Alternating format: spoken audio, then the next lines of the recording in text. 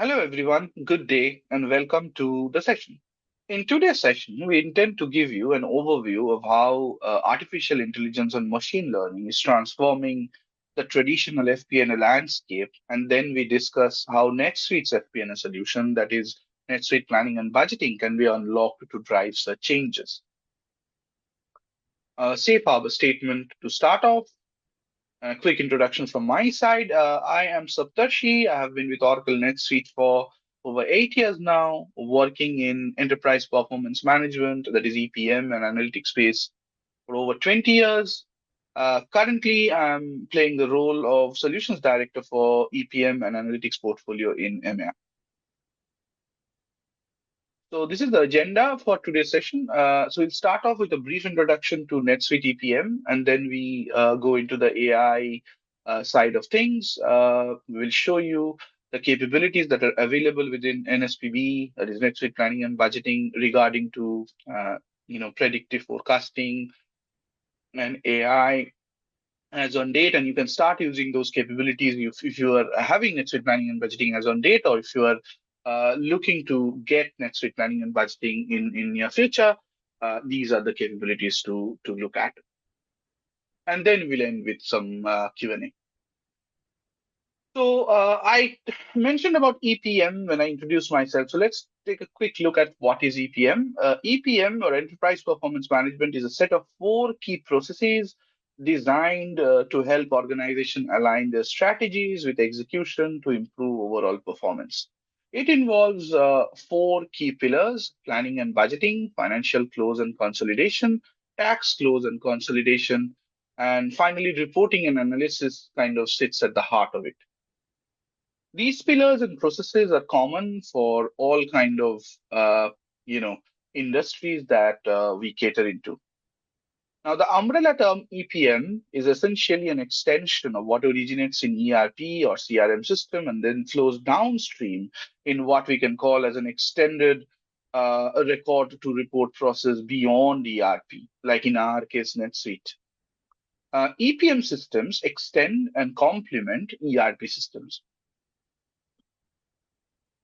To start off, any company would do most of these activities around planning and budgeting, consolidation, tax reporting for corporate tax purposes, reporting and analysis, etc.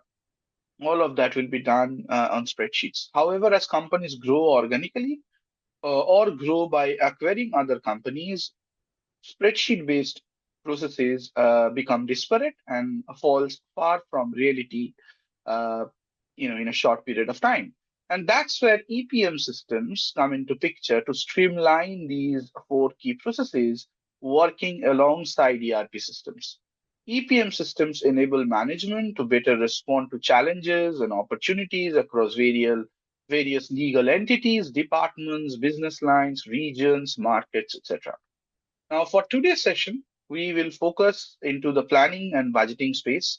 Uh, just as a note, from NetSuite family, we have launched our NetSuite EPM SKUs recently, and any conversation needed on the suite can be addressed from our side separately. Okay, so now let's move on and go into today's topic and focus into how AI is transforming traditional FP&A. So let's start by looking at some stats from a Gartner survey that was made last year. This survey was conducted in June 2024, and it revealed that 58% of finance functions are utilizing AI technologies, uh, marking a 21% point increase from 2023. The primary applications include intelligent process automation, 44%, anomaly and error detection, 39%, improved forecasting, 28%, and operational assistance using generative AI, around 27%. So this clearly shows that organizations are looking to use artificial intelligence within finance functions and specifically within FP&A. For example, as you can see, for improved forecasting, anomaly and error detection, these are clearly falling within the FP&A ecosystem within the finance function. Some more stats, as per surveys conducted by IDC and PwC, by 2025, 60% of businesses in finance and FP&A will combine AI-driven analytics with human judgment to enable more dynamic and informed decision making. And 48% of companies are building predictive models and scenario analysis capabilities to meet the growing demand for real-time insights. Now, rising business complexity, volatile markets, evolving customer demands are driving these shifts from traditional FP&A processes and methods. Finance and FP&A personnel joining hands with AI and ML, that is machine learning capabilities, getting embedded in the modern tools is a recipe for success to optimize cost and better use of human resources. Okay, so let's move on. So what are the general limitations of traditional FP&A processes, which are typically spreadsheet-based? So first thing is a limited agility and responsiveness. So traditional budgets are often set annually and can be rigid, making it difficult to adapt to changing circumstances, adjusting such budgets can take a long time, reducing the ability to pivot quickly in response to market conditions. Second important point would be to look at the time-intensive nature of these processes, right? So budgeting, forecasting, and variance analysis can be manual and time-consuming, especially when relying on spreadsheets. And FP&A teams may spend more time on data collection, preparation, going through several data coordinates to find the right kind of signals and anomalies in that particular data. And this can lead to a static rather than rolling forecast, which cannot deliver better insights. Then comes too much dependency only on historic data. Now, historic data is a key for any futuristic modeling. However, dependency only on historic data to predict the future can be error-prone. Now, there are different nuances to it. Like with spreadsheet-based processes, actuals can get stale quickly because of the lack of automation in terms of integration, say, with the source ERP, like NetSuite. Secondly, actuals solely cannot bring into play some industry-specific drivers, which should be taken into consideration for a good forecast model. Now, such drivers or assumptions can originate, say, from a machine learning model on which, say, your data science team might be working on. However, the question remains how to incorporate such drivers into the FP&A process effectively for a more accurate forecast. So with spreadsheets, these challenges will always be there. And lastly, such approach may overlook certain events, like calendar events, like say if you are in retail, for example, there can be some promotional events running. There can be certain times in the year when sales go up, say during Christmas or say during Thanksgiving or say during Black Friday sale and that sort of stuff. Next, we talk about siloed data and lack of integration. So lack of integration we touched upon, but because data can often reside in separate systems across departments, data silos get created automatically. And lack of integration with the source ERP, that's kind of the biggest challenge which I have seen over the years, which spreadsheet-based systems. Human bias and errors, like whenever we are working purely with spreadsheets with connected tabs, formulas, it is always kind of prone to human errors and bias, not only in terms of the numbers I am inputting, but also this whole Excel-based ecosystem will have that issue. So this is where AI can investigate the data, find signals, anomalies, biases, using some kind of a regression analysis. And by analyzing the relationship within the different data coordinates, it can reduce the human errors and biases that can be there in such a system. And last but not the least, inadequate tools for predictive analytics. So traditional FP&A typically relies on basic analytical methods, often lacking advanced tools for predictive analytics or machine learning. As a result, it may fail to deliver uh, the forward-looking insights that modern business increasingly require. Okay, so with that in mind, let's talk about the broad target areas where AI ML usage is transforming the traditional FP&A processes. Uh, so I've summarized some of the key aspects at a very high level in this slide. So the first one is about enhanced data analysis and processing power. So embedding predictive algorithms, it can be statistical algorithms or ML-based algorithms within FP&A tools can help identify trends, correlations, anomalies in the data that we are dealing with to generate accurate forecasts. Proper AI infrastructure and processing power is the key to help analyze huge number of data coordinates extremely fast.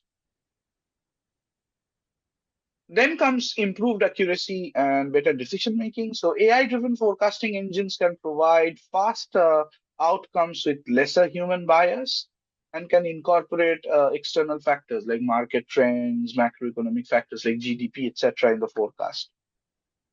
The third one is about automation of routine tasks. I think this is very exciting these days. So AI-powered FP&A tools can automate data extraction, cleansing, and data entry, thereby reducing and saving time. And the latest trend in this space is AI agents that can act autonomously and take decisions to fulfill various tasks in a specific workflow where the user probably will be interacting with a chatbot type of an agent, which then calls the other agent internally. I think that's the future we would be looking at.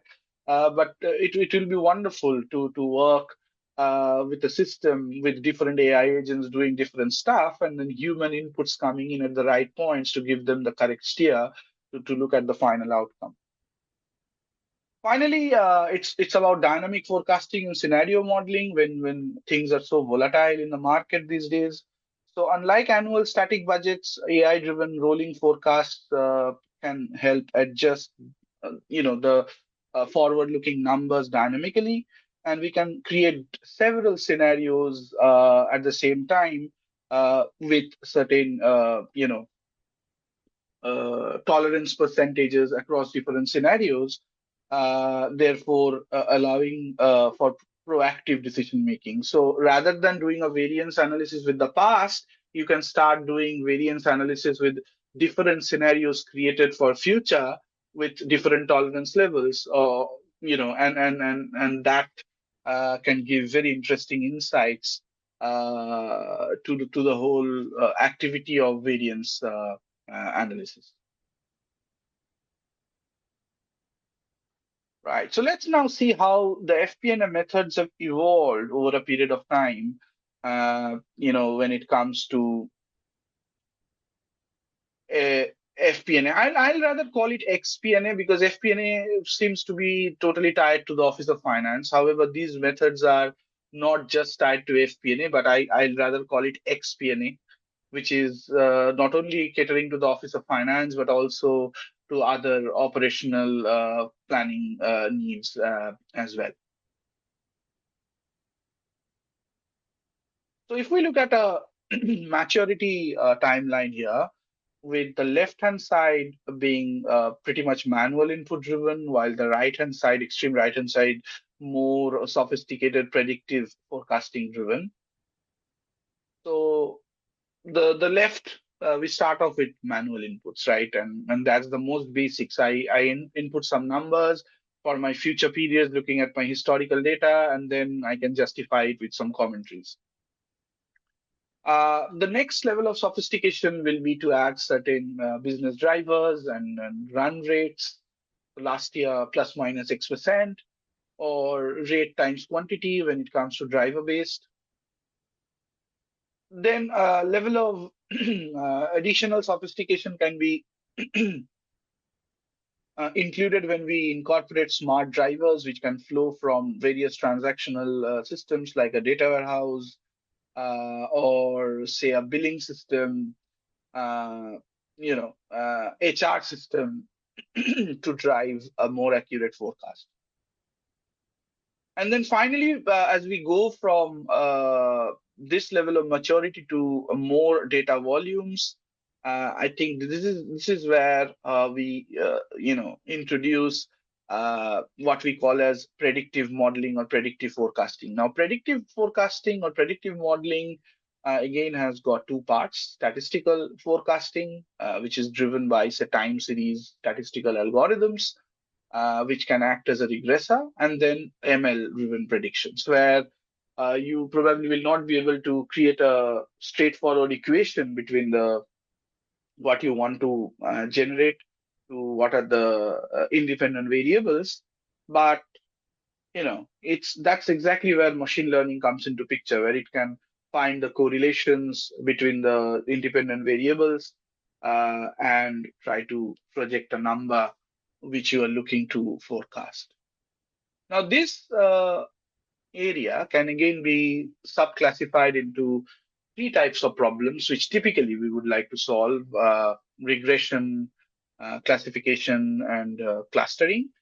To put it very simply, what is regression? It basically answers the question of how many.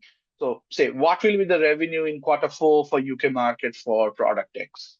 Or say, if I ask how many sales reps we need to hire for the next 2 quarters, right? That's pretty much regression.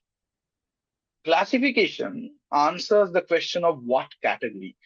So probability of customer X churning in next quarter, probability of customer Y purchasing, say the new SKU, which is more expensive, probability of employee Z, leaving the organization due to certain reasons, that sort of stuff.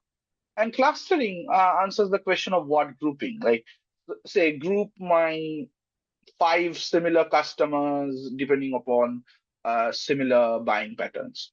However, if you think about the FP&A use cases, most of them will fall under the category of regression and classification when it comes to predictive modeling. And then there are different algorithms that goes behind these things. I'm not going into this, but this kind of gives you an overview of what type of problems, AI, machine learning driven tools would try to solve in the modern day FP&A systems.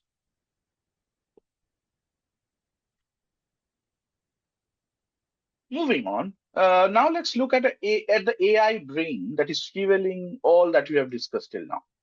An AI brain works in two main ways, just like our human brain. The left part, predictive AI, and the right part we can call as generative AI. So the left part is like the fortune teller, and the right part is like the artist.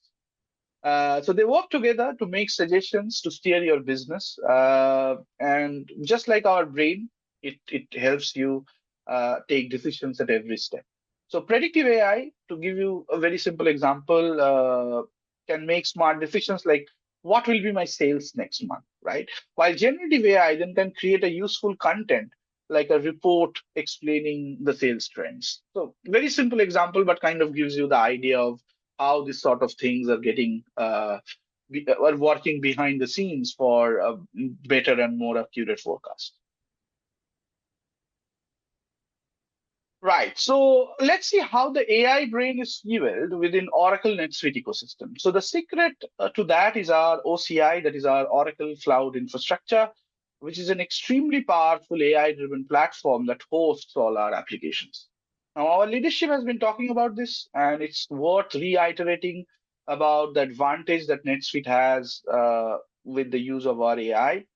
So it comes in three components. Oracle has the most expensive AI strategy in the marketplace, providing AI services, cloud infrastructure, and partnership. And as a part of Oracle NetSuite, is in a unique position to leverage these partnership services and technologies and build them into AI capabilities that are embedded across the suite.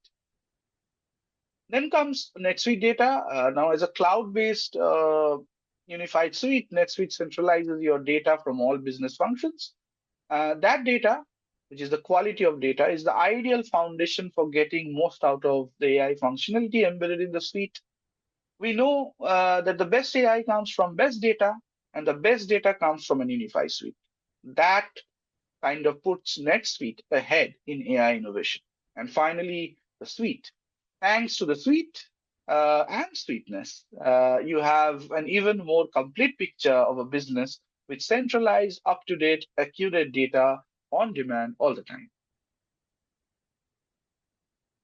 Okay. Now, with that base set, probably you have got a picture of where AI is coming in FP&A and what are the areas it can elevate the traditional FP&A processes.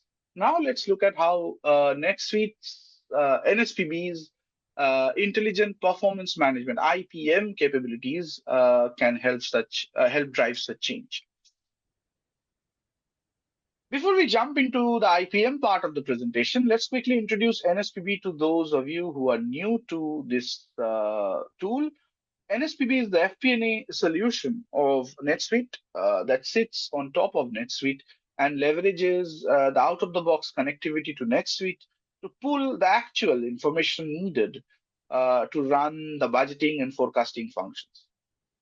It not only caters to the Office of Finance from financial budgeting and forecasting perspective, but can be configured to deliver operational planning requirements across various industries like SaaS revenue models, right? Or demand planning in product industry, or say project-based revenue modeling and expense modeling, project profitability modeling, for services industries.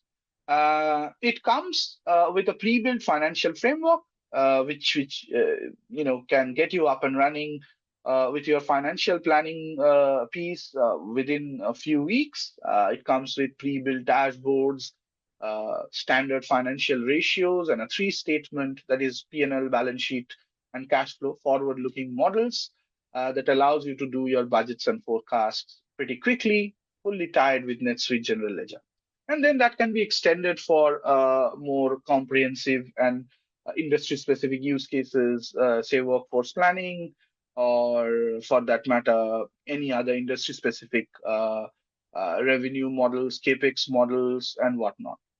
Not only from the perspective of planning, budgeting, and forecasting, but from the perspective of reporting, the tool provides a lot of capabilities. So it can deliver your month-end board packs, quarterly board packs, that is catering to management reporting side of things, and also can cater to ESG, environmental, social, and governance reporting, working alongside NetSuite.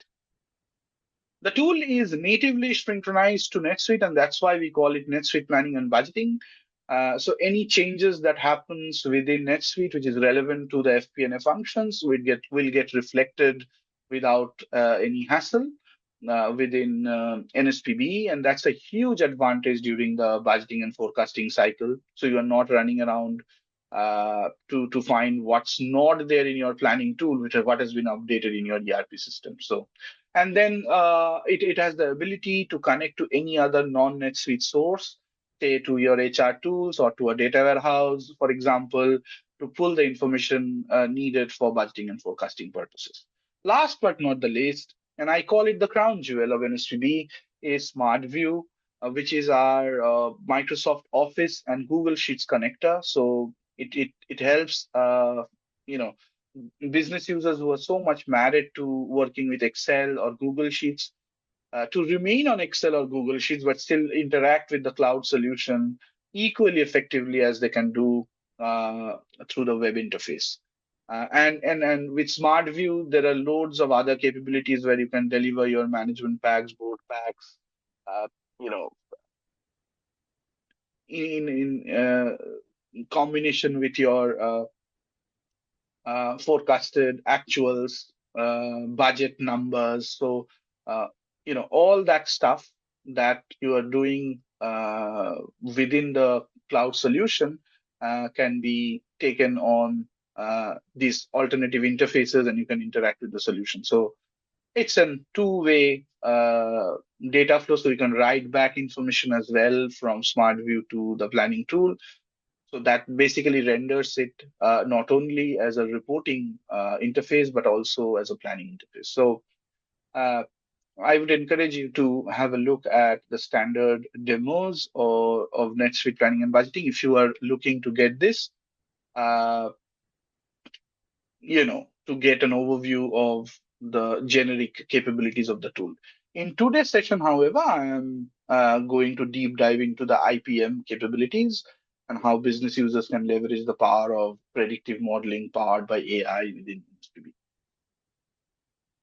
Okay, so what is IPM? With that background in mind, now I am introducing IPM. What is IPM? IPM is an umbrella term that we use for all current and future predictive AI, ML, EPM cloud innovations.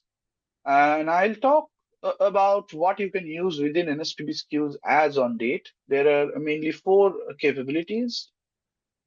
And this table tells you which NSPB SKU has those. The four capabilities are predictive planning, auto predict, IPM Insights, and BYOML, or bring your own machine learning. We'll go through each of these, show you a demo, and talk how they can elevate the traditional FP&A processes. Now, innovations in this space are happening and getting released to our platform very fast. So in future, you will see some more advanced user-friendly capabilities getting added to the suite to help you with the performance management process. Right. So if I look from the perspective of an FP&A analyst, what are the IPM capabilities uh, available that can transform and elevate the FP&A use cases, right? So if I'm looking from the perspective of the FP&A analyst, the first one will be predictions. How can I analyze historical data, easily capture seasonality, events, regional trends to produce baseline forecasts, which can then be adjusted by planners to better reflect real world conditions? The second one will be simulations. How can I model multiple what if scenarios at the same time, applying different risk weightage and assess their impact and variance with my base forecast? So you see, this simulation thing kind of transforms the definition of variance analysis. Typically, when you do variance analysis, we do it in a backward looking, so actual versus budget. In this case, if I can create multiple forward looking forecasts at the same time, I can actually start comparing between those. So the whole variance analysis process then start looking towards the future.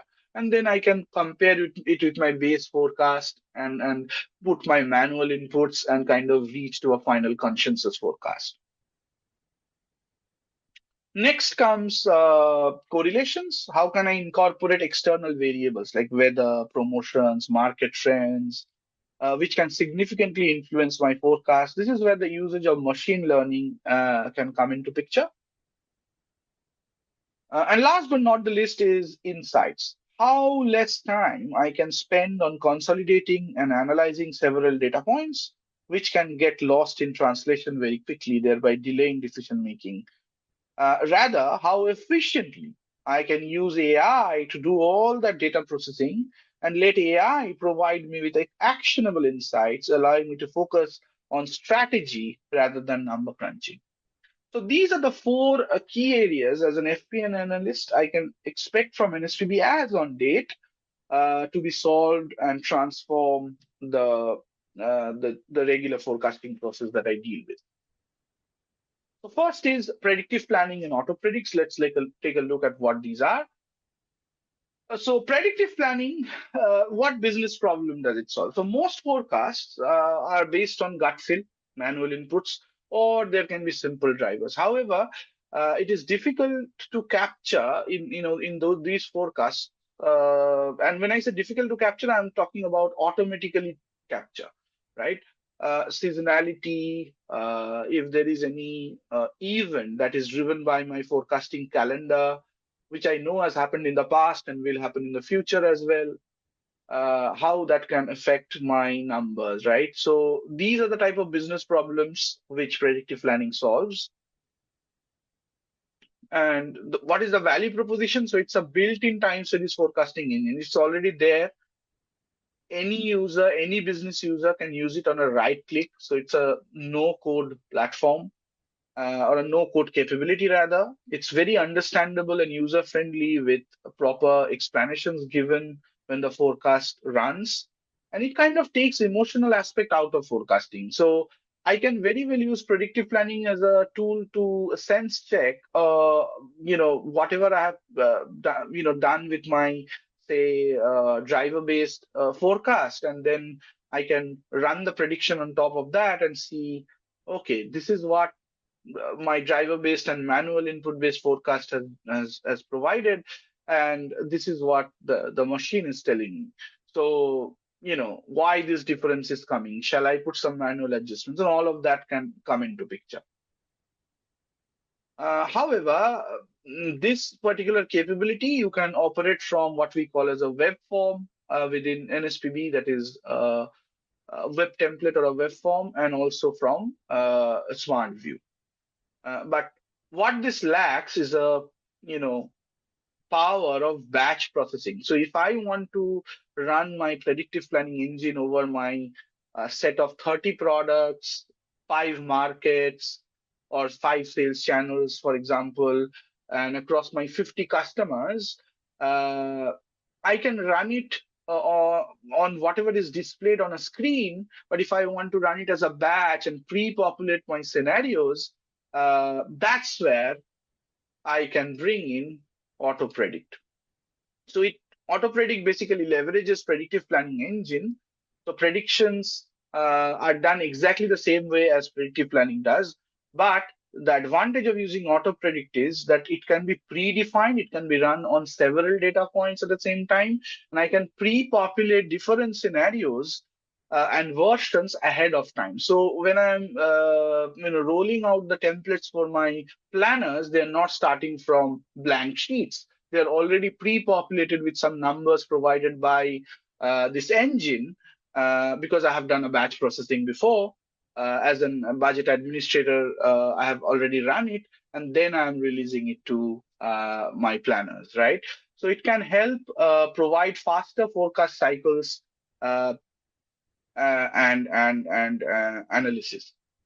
So the way it can work is I can create a base forecast, and then suppose I can pre-populate different versions, like most likely version, a worst case version, a best case version, at the same time across all my product families, all the sales channels, all the customers that I'm dealing with, that sort of stuff.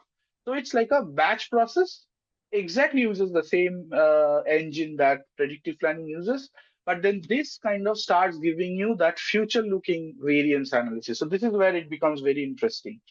So it can do variance analysis on forward looking scenarios, and given we can populate multiple scenarios at the same time with this capability, I can compare my base forecast with the auto predict generated forecast. So you see here, this is my base forecast, and then I can compare it with my auto predict generated forecast, and then can do a variance comparison and reach the final number. So this kind of becomes very interesting, as this is like more like a forward looking variance analysis rather than backward looking.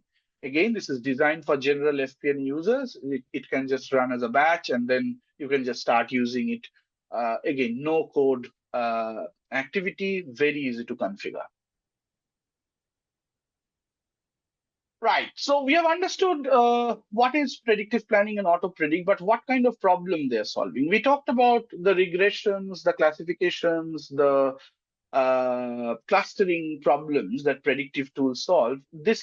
In this case, we are talking about a regression problem. What is that? That I'm trying to predict my future sales volume for certain products, say, which I sell across different markets or different sales channels. With predictive planning, what it does, it looks at the historical data, and then it's like a regressor which runs that historical data across certain time series algorithms, which are embedded in the tool, and then it comes up with the best curve for the future. So it does an univariate analysis. When I say univariate, it looks at one variable. So if sales is my variable, I'm looking at historical sales and I'm projecting future sales. Very simple. So this is my historical data and this is my forecast data. it will pick up all the seasonality, any calendar events that I want to set, and accordingly it will forecast the future. So let's look at a demo of predictive planning and auto predict. So here we are. This is the environment where I've set up the IPM, Intelligent Performance Management capability. So I'm going into NSPB. As you can see here, I have put a announcement in the notice box or notice board, as I call it, where we are in this demo. We are going to cover these 4 capabilities. So I'm going into the IPM cluster, and you see that four of those capabilities are kind of displayed within the IPM cluster.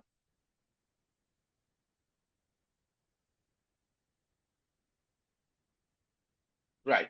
4 of those. So the first 2 will display or demo now, which is the start off. We'll go with predictive planning.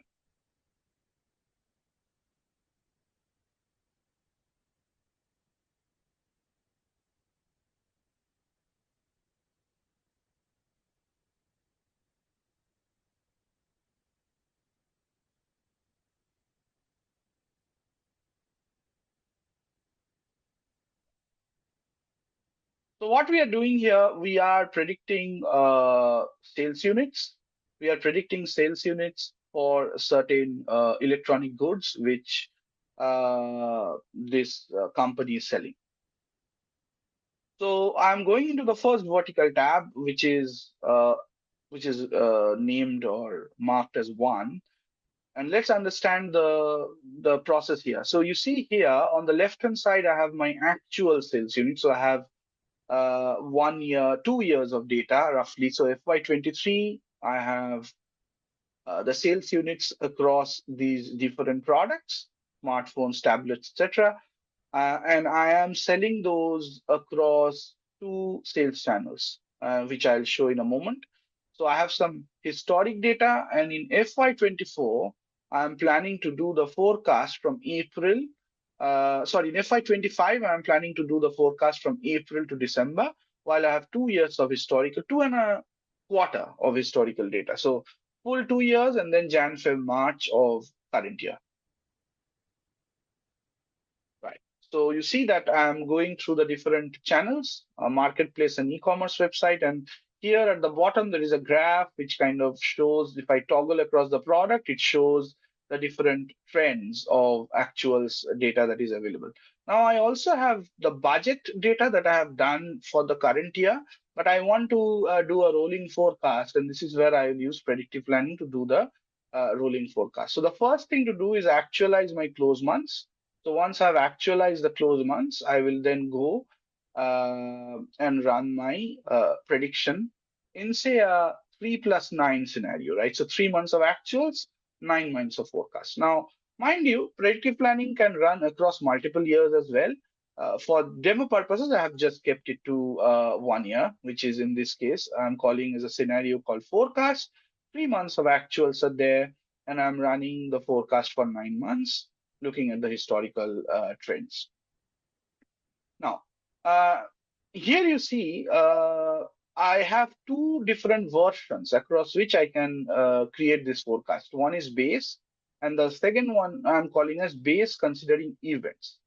So the first one doesn't look at any calendar or any event. It just purely is looking at the historical data and then generating the forecast. While the second one, I'll show you how I can define calendars and events that can occur in my product or services sale life cycle that can actually impact the accuracy of the forecast by picking up those trends which the event or events can introduce. So let's do a vanilla base forecast, just looking at the historical data without considering events first.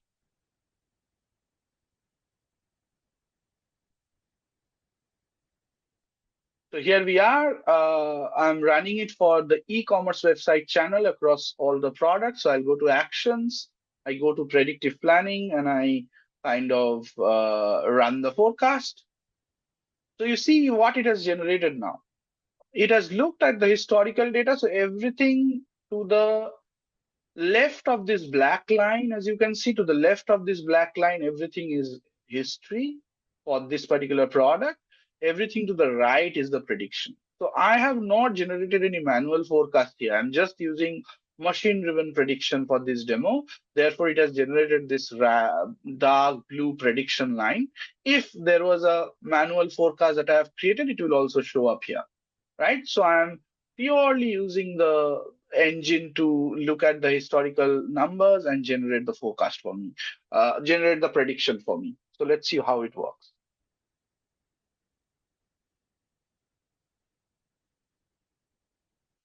So that's the seasonality band. I can toggle across different products as well here and look at how the prediction changes. Yeah, that's the prediction line. And it is using a certain prediction method called ARIMA. And yeah, so these algorithms which are there are well documented, and we can definitely discuss about those offline. However, you see, as I said, that this is not looking into any calendar. So I have not selected any calendar there. I'll do that as a next step very shortly. So there are certain chart view settings I can do to decide what sort of prediction numbers will generate. I can include events, but in the first case, I'm not. It can auto detect seasonality, or I can override the seasonality curve as well. So with that, I can run the prediction for all the products in this form for, say, that e-commerce website. So I have now run that, and you will see in a moment that once I have run the forecast, it has kind of generated the numbers in the future, depending upon what kind of product I'm running it for. And in case there is any seasonality, it will pick up the seasonality as well. In this case, 6 seasonality points it has picked up, and therefore the prediction technique also has changed. Right. So I can save this data. So that's pretty much done. I'm done with my forecast, which the machine has done for me. And as a next step, what I can very well do is I can go to looking at how I can incorporate events in generating this kind of forecast. So let's have a look at that now. So to generate events, the first thing I need to do is to define a calendar. So I'll go and define a calendar. This is where I have defined a calendar, and this all comes under the IPM capabilities. So you can see here, I can define a calendar, which I have done here, called UK monthly. I have to tell the system how many number of historical periods and future periods are in play. What is my current period I'm starting the forecast from? And then I can define calendar. So just I'll stop the video here for a moment. So you can see that I have included 2 events, and I'm calling them as Black Friday sale, which is supposed happening in November, and then there can be a product promotional expo, say, which is happening in July, and this is once a year they will happen. So therefore, I have said that okay, the interval will be 12 months interval, and I can add any such event, right, which will then give more accuracy to the forecast, as we will see in a moment. So with that, I go back to my predictive planning screen. So let me go back. And now I'm plugging that number in a version called base considering even. Why? Because I want to compare the version of prediction that was generated without considering events, and now what is the difference that I'm getting after I have considered the events. So let's run the prediction and we'll see the results in a moment. So here I have run the prediction. But in the settings this time, what I'll do, I'll go and choose the calendar. See, it is picking the historical and the prediction range from the calendar. And then I can go and tell the system now, well, while you are doing the forecast, please include all the events that I have told you to include. Right. So it can also adjust outliers. It can fill in some missing values in the actuals data with a certain level of tolerance. So now with events, you see it has started to consider the seasonality bands much better where the events are highlighted. And I will then, copy the prediction to my forecast window. So let's do that. Yeah, done. Hit a save.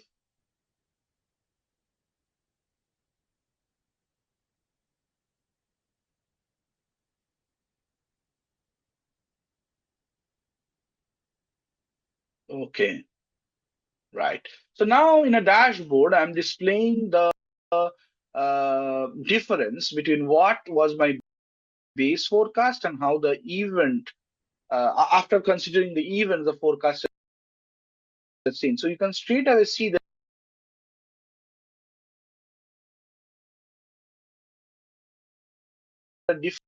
differences that has occurred in July and during my November, December period, because those events came in, and also how the forecast has reduced in April, though there was some kind of a blip in April that came in before, but with considering the events and the more restrictive trends, it has given me a more accurate figure. So it is both increasing and decreasing the forecast in a certain way, which is making it more accurate while I'm considering the events. And then I can keep looking at these numbers. So I'm just pushing this forward, and I can go to different products and the graph changes accordingly. However, the issue with this technique is I have to repeat the process for, say, when I go to marketplace as my second sales channel. I have to repeat this whole process. But is there a way I can bulk run or pre-populate these scenarios and versions which would make life easier for me? So that's where auto predict comes into picture, where I can uh, set the tool in a certain way that all of these can be done as a bulk process, and I can also populate different scenarios on the fly. So let's see how auto predict works. So now I am in the auto predict screen, and in the auto predict screen, you can see the first column is my base forecast, and then with the predictive forecast, which I'll generate with auto predict, I have got three scenarios: most likely, worst case, and best case. These are populated with certain numbers because of those actual months where I have 3 months of data, but I'll still generate those 9 months of forecast uh, through auto predict, which where I will show you how I can bulk process all products, all channels, say in case there are other customers, etc., at the same time.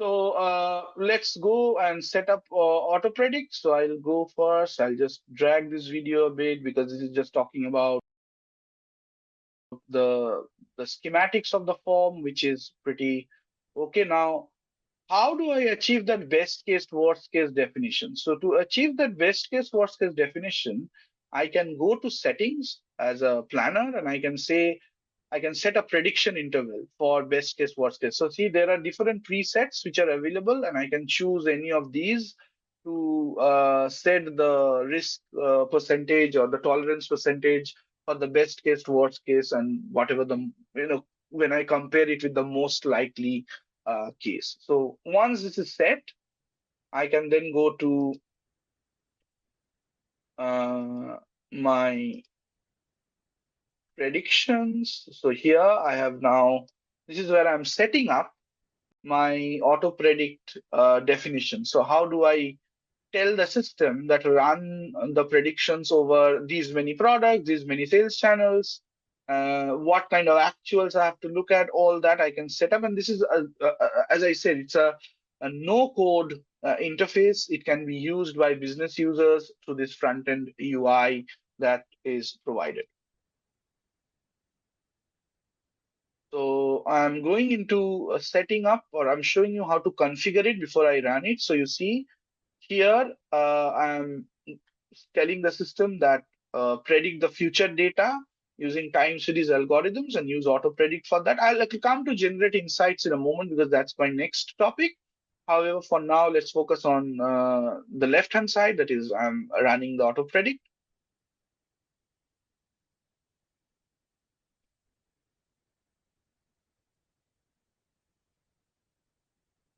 Right.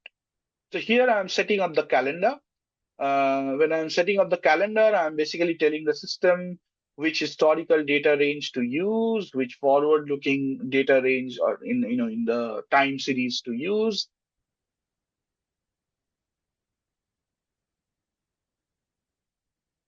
And then I'm telling the system which slices of data to use for my base prediction, for my best case, and my worst case. However, see, the bulk processing is happening here. So I'm telling that run it for all my sales channel. Here I've mapped sales channel to the NetSuite segment called class. So you can see it is telling me, I'm telling the system run it for all my classes or all my channels. So you see, this is what I'm telling the system here. Run it for total sales channel, for e-commerce, for marketplace.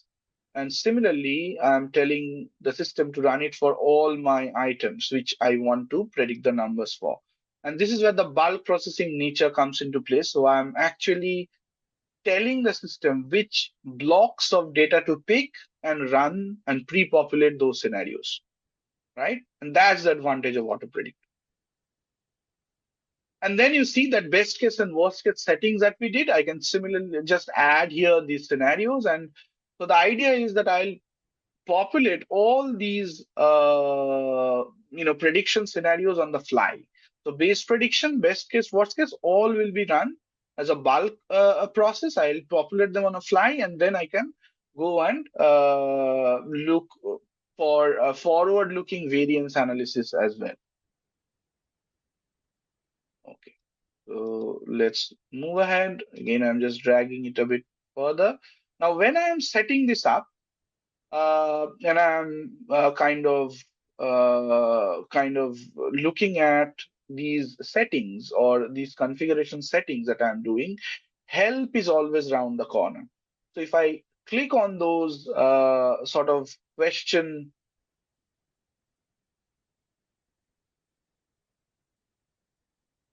yeah, if I click on these, sorry, just a sec. Yeah, if I click on these question signs, so you see here this particular question sign which is there, this kind of opens up the relevant documentation for the or the help rather for this kind of settings, and then I can read more about it. However, I have now set this up and I'm running auto predict. So when I'm running auto predict, this runs. If there is an error, it will give you an error automatically. And the interesting thing is I can set it as a job, which can run overnight, and next morning I can come and see the output as well. If the volume of data I'm processing is more, I can run it on a job as a job. Right. So once it has run, I will go back to my form to see the details. However, for the geeks, it also allows a report option. So this report option is nothing sort of interesting facts that goes on behind the scenes. So let's look at the report option, which I can download after running each prediction. So you see, if I open it, it kind of provides a detailed report of what goes on behind the scene. When did the job start? When it ended? So it's like an audit trail and all the behind the scenes stuff, right? So what are the different dimensions which are available? How the auto predict options were set, where I have included events, outliers, all of that stuff. What are the different prediction methods that were used, the time series prediction methods, those 13 algorithms which got used to pick up the best forward-looking curve, and so on and so forth. So it kind of provides you with all those details if you're interested in. It also tells you the accuracy with which the forecasts were done. So moving on, if I come back to my prediction screen now, where I'm looking at the output, as you can see now, all of those graphs got populated. That means I have populated the numbers across different forward-looking scenarios and versions at the same time. So you see, most likely, worst case, best case, all of them are now populated with different kinds of numbers, and some of it might not even make sense. For example, I'm see here some negative numbers are showing up. It doesn't make sense. So this is where human intelligence comes into picture, and I can say that okay, I'll not use these numbers. I'll maybe make an adjustment and make a commentary, and that's exactly what we call as consensus forecast, right? So then I can start comparing the forward-looking scenarios which I have generated with my base forecast and look at a variance. And this is what I was saying, that it completely transforms the notion of variance analysis. I'm not only I'm not looking at the variance analysis with the past, but I'm looking in context to the future. Right. And then I can put commentary, etc., to kind of come up with. And see, it has also populated for marketplace. So that's the bulk processing thing. It did for the entire slice of data that I told it to do. Now I can release it for planners who can then go and start inputting their comments, justifications. So they're not starting from a clean sheet. So you can see it immediately can increase the accuracy as well as the time spent to do these things multifold. The efficiency can be increased multifold. Okay, next topic is IPM Insights. So, but before I show you a demo of IPM Insights, let's understand what it is all about. So, IPM Insights originates from the fact that human brain, can look at certain data points and find anomalies, signals, biases quite easily. But the moment the number of data points increases multifold, it can become a daunting task to do and a very time-consuming task to do. Look at a very simple example here.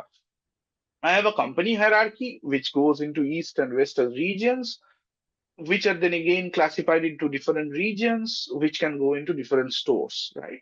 Now, if I'm looking from a East and a West level, maybe the numbers are fine. However, say store 7 and store 8, store 7 is performing really well, while store 8 is not performing that well, right? How would I know that without drilling into that level of details? And say if I have to, kind of look into, say, hundreds of accounts, 200 products, 100 entities like that, and 50 locations like this, immediately the potential number of coordinates is over 100 million. How do you do that as a human? Very difficult. This is exactly where we felt that if we use AI to do this heavy lifting and come up with certain, suggestions and collaboration techniques within the planners and the FP&A team, it can be a huge help for finding those anomalies and signals in data. So that kind of gave rise to insights, which is basically a signal detection tool. Let's see what insights does. So IPM insights are anomalies, both good and bad, that are discovered in planning data using AI, and it generates narratives that are provided to explain such anomalies along with suggestions for next steps. So AI is doing all the heavy lifting to navigate through those large number of data points and providing the necessary automation and effectiveness to elevate the traditional FP&A process. So what are the type of insights that we support? We support 3 types of insights. Forecast variance and bias, which kind of reveals hidden bias in forecasts submitted by planners. There is a prediction insight, which uncovers significant deviation in forecast compared to predictions for future. And there is anomaly insight, which detects unusual patterns that deviate from expected results. What are the value proposition that IPM Insights bring to the table? Quality, speed, and efficiency. So it's like you are not trying to find the needle in the haystack. That's what the engine is giving you ready-made. And it also allows for collaboration. So it can provide all stakeholders with a common store of the hotspots within the business. So let's see a quick demo of IPM Insights. So again, I come to the IPM screen, and this time I have the forecast that I generated with AutoPredict. I will run some insights on that to see if there is any signals and anomalies and prediction deviations that we can see. So this time I will not run the prediction, but I'll simply generate the insight. But I can do both at the same time as well. So I'll generate the insight. So there are three types of insights, as I said. So I'm telling the system that try to find all of those if you can. If the data is like that, the setting is exactly the same. There is no difference.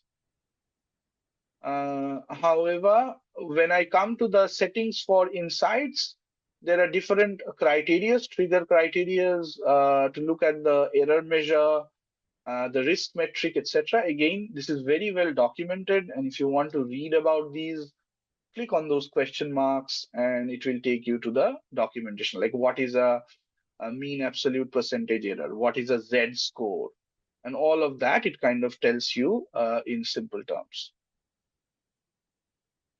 Okay, so once I have set up those configuration points, then I'm telling the system across which dimensions to pivot, because I'm primarily working with two dimensions here. That is my sales channel, which is mapped to the segment called class, and the product as items. I'll just tell the system show up these two dimensions.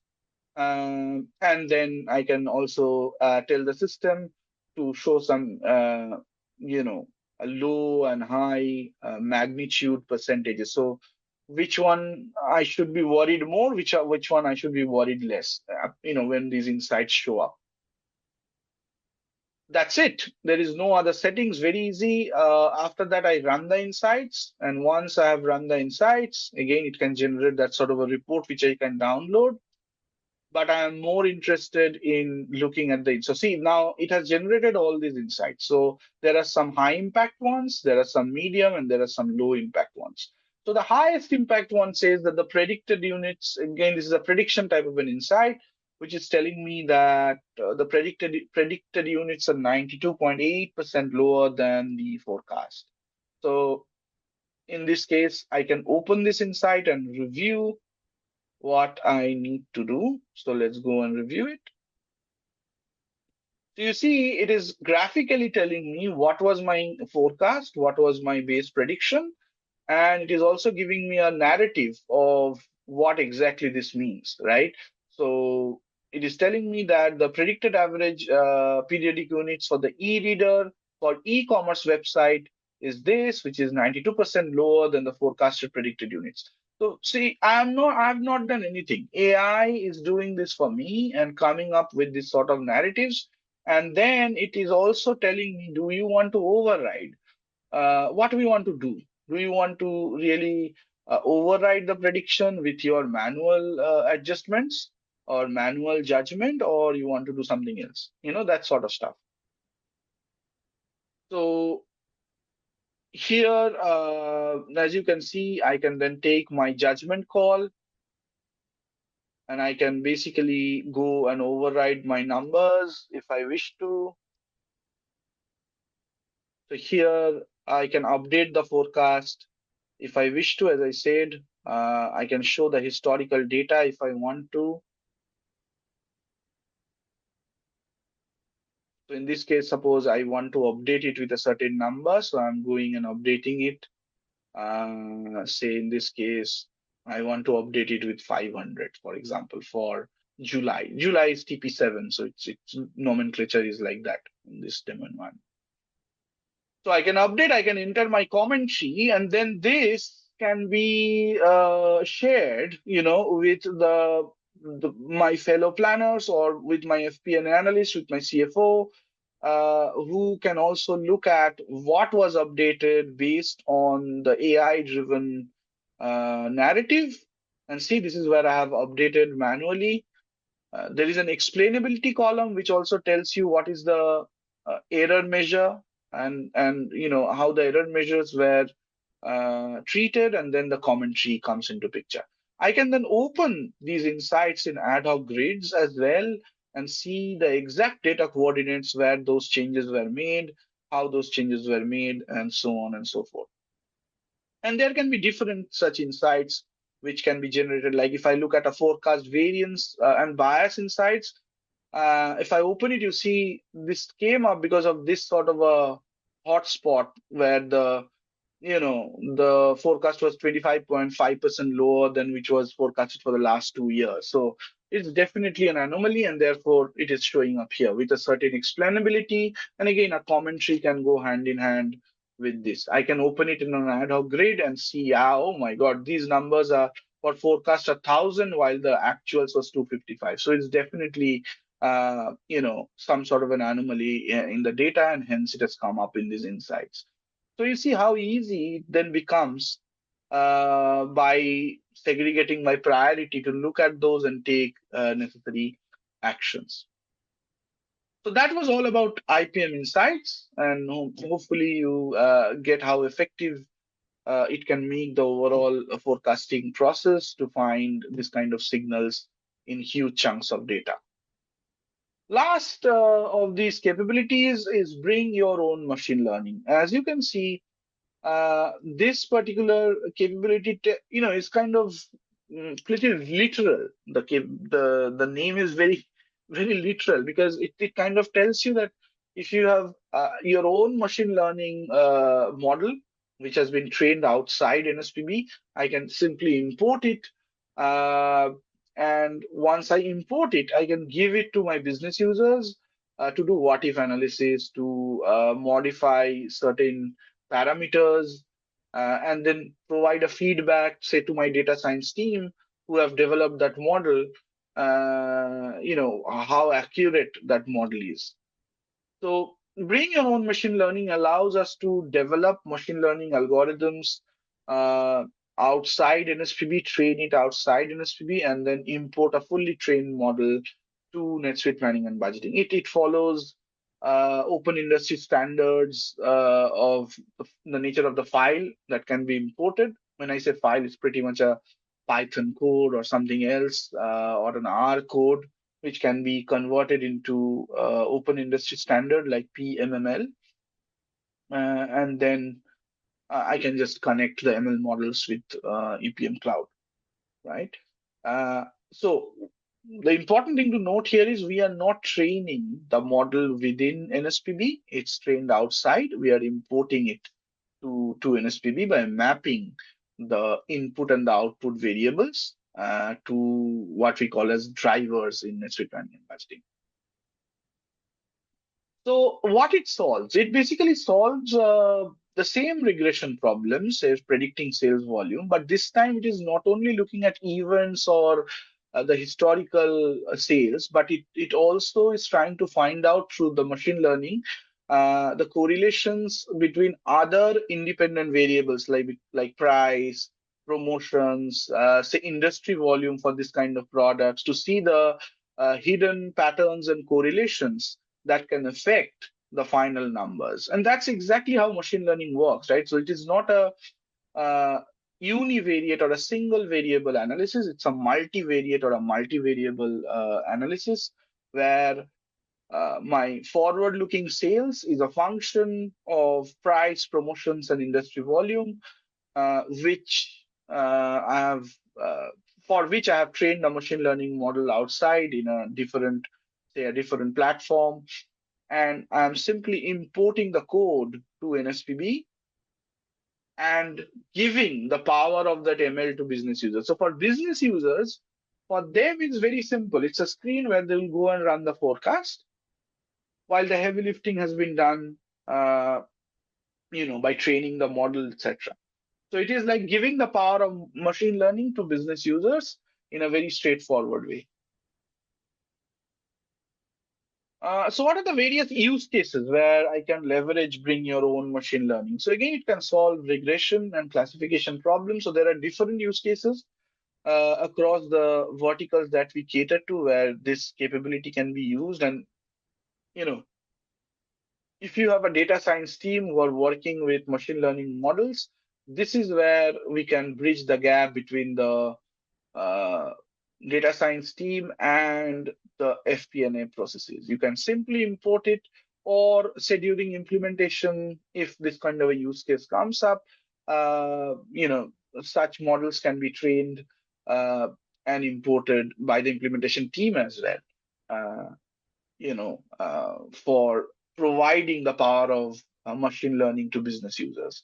So these are some of the use cases where the ML, bring your own ML capability can be used, where I can train the model for MRR forecasting or services, in services, say monthly customer services cost, which can depend again on different variables, and kind of import the output to NSPB.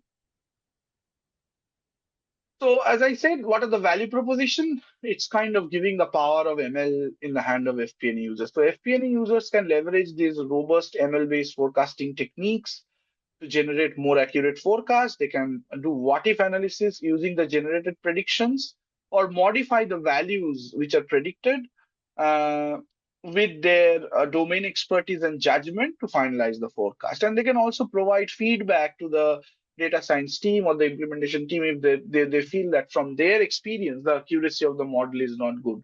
So it's kind of bridging the gap between a machine learning data science team or an implementation team which is delivering machine learning through a certain third-party platform uh, and the FP&A tool.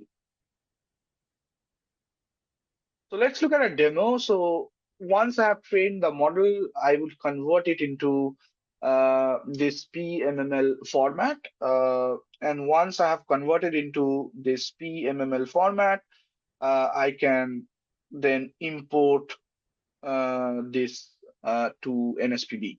Now, for your understanding, PMML, the full form is Predictive Model Markup Language. And this is an XML-based predictive model interchange format. Uh, and if I have developed my algorithm, say in Python or R, it can be very easily converted to this format, and then I can import it to NSPB. So I import it, then I map it to certain drivers. So you can see here that my output is the sales volume, which is the dependent variable, and my input are these three independent variables: industry volume, price, and promotions, which the kind of coefficients that will impact units has been determined by the ML model, which I am importing, right? So those coefficients are the ones, or the weightages are the ones which will drive this whole thing. Once I have imported it, I can look at these regression coefficients to see the relative impact of key input features on the predictive variables. And the height of these bars represents the incremental effect of 1 unit increase in input feature on the target variable. So you can see in this case that how the industry volume, price, and promotion as the independent variables can affect the different uh, output variables. So you can see that the impact of these independent variables are most on smartphone 4 in. That's the one which has got the most. The relative impact is the highest. Okay, so let's look at a quick demo of this. So I have imported the model already. Once I've imported the model, I can very well go and test the model. So I can just go and say click on test. So when I click on test, I can then input I'll go and say, okay, choose a particular product. So I'm just testing the model to see if it is working. I'll input the independent variables. So you see, this is the thing. For business users, it's just this UI. I can test the model, I'll run the forecast. All the heavy lifting has been done outside NSPB. I have just imported it and bridged the gap between my data science team or my implementation team, which is developing such an algorithm, to my general FP&A process. With now the FP&A users can simply play around with these numbers, create what if scenarios, and provide the necessary feedback to the team which is running the data science activity. Right. Okay. So I predict, and on clicking on predict, see it has given me an output. So the model has now started working within the realm of NSPB. Okay. So now if I go to the setup where I have loaded some input data for those three parameters, which are in the bottom half of the screen. I'll first clear the forecast before I run it fresh. So I'm clearing the forecast. So you see here, I will generate the forecast from Jan onwards. I have say data till FY24, and I'm going to generate the forecast for FY25 for all these products, for my sales units, for my sales channel, say e-commerce website. And these are the independent variables which are impacting the forecast: industry volume, average selling price, and any promotion. So these are the variables below, and I have loaded information to these already, right? So I'm trying to generate 6 months of forecast of my sales units, depending upon how these three parameters are correlating with each other. And that is what ML has provided me.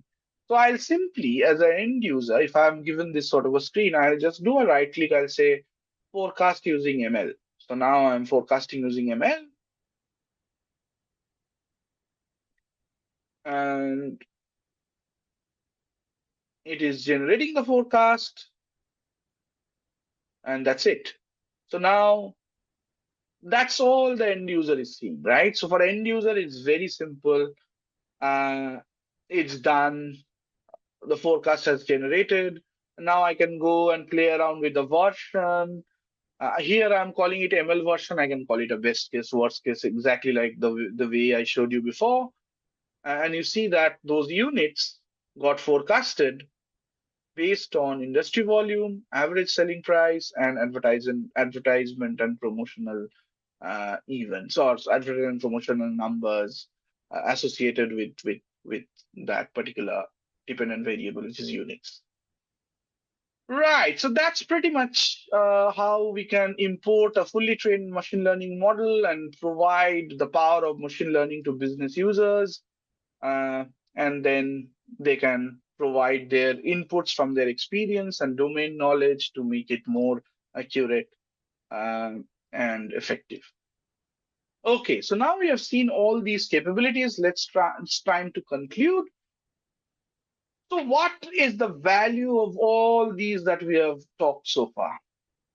So if I look at the process of any operational planning, or even if I'm going to finance functions, purely catering to the Office of Finance, as 4 key stages: loading actuals information, adding the drivers, running the calculations, then analyzing the data to look for patterns which needs to be highlighted, and then reviewing the same with the business, and finally taking actions. If these are the 4 key processes, what these capabilities will do, it will allow the FP&A team to spend less time on these areas, because this is where all the heavy lifting has been done, and spend more time taking actions.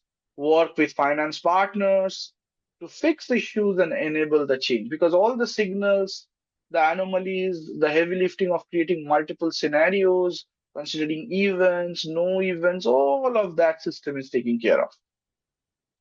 So this is how IPM can transform and elevate the traditional FP&A processes by automating the life cycle from data to action.